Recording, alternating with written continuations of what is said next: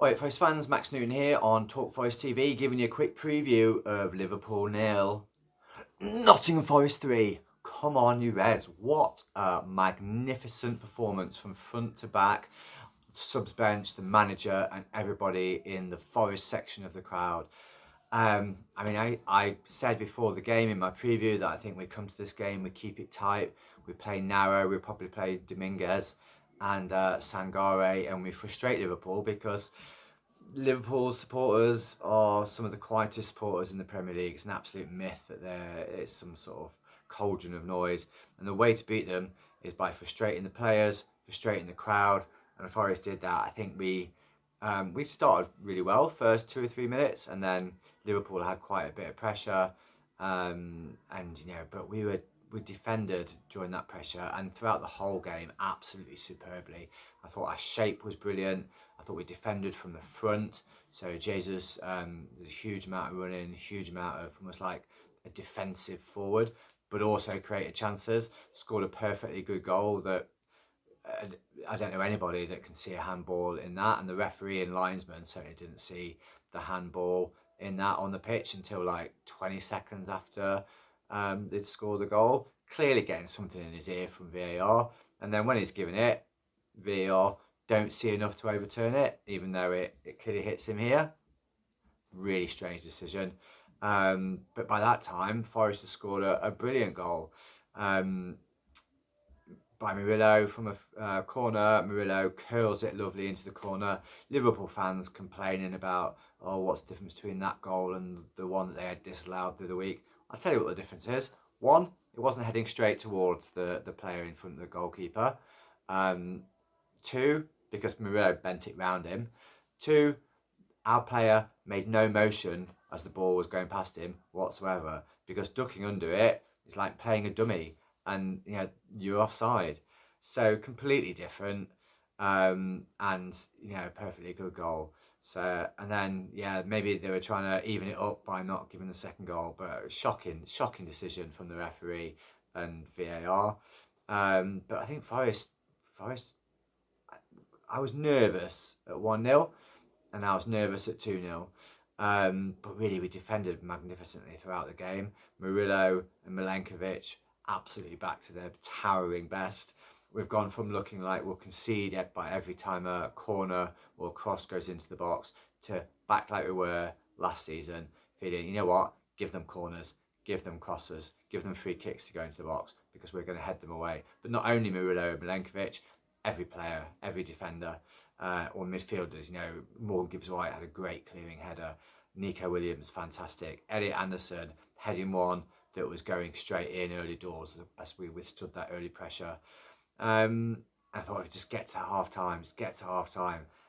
And we had another 5 minutes, Anfield 5 minutes to wait to get to half time, which was a bit bizarre. And then we came out, and I could not believe my eyes when we came out, 30 odd seconds into the second half. Some lovely patient build up, and then great play down the wing.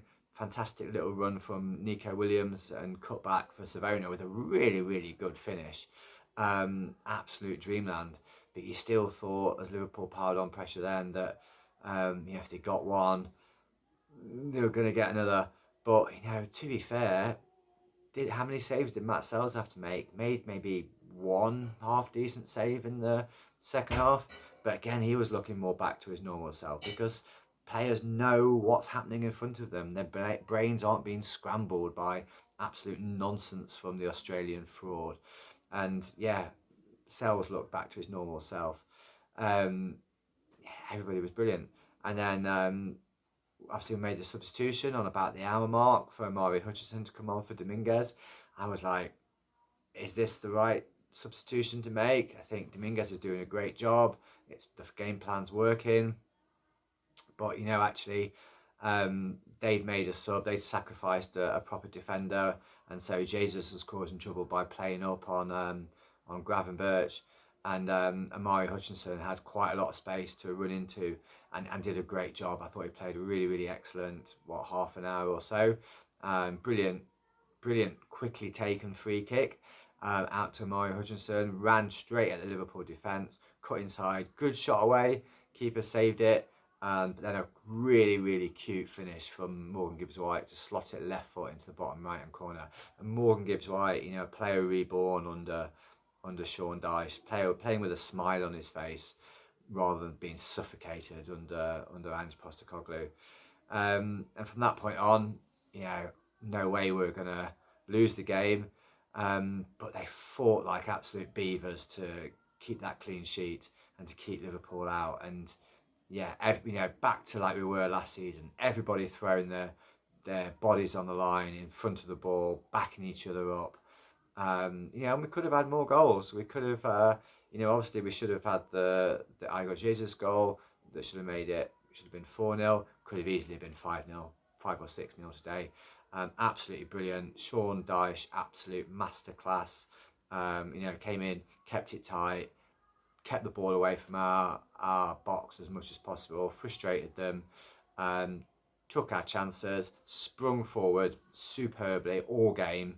I thought everybody played well. You know, Gibbs-White 9 out of 10, Anderson 9 out of 10, Sangare 8 out of 10, fullbacks 9 out of 10, centre halves 9 out of 10, Jesus 8 out of 10, wingers 8.5 out of 10, manager 10 out of 10, fans 11 out of 10. Absolutely superb. Out of the relegation zone. Who'd have thought it so quickly? Just goes to show, you know, a manager can be that bad that you get rid of him and it turns around instantly. Come on, you Reds. On to Malmo on Thursday. Onwards and upwards. You Reds.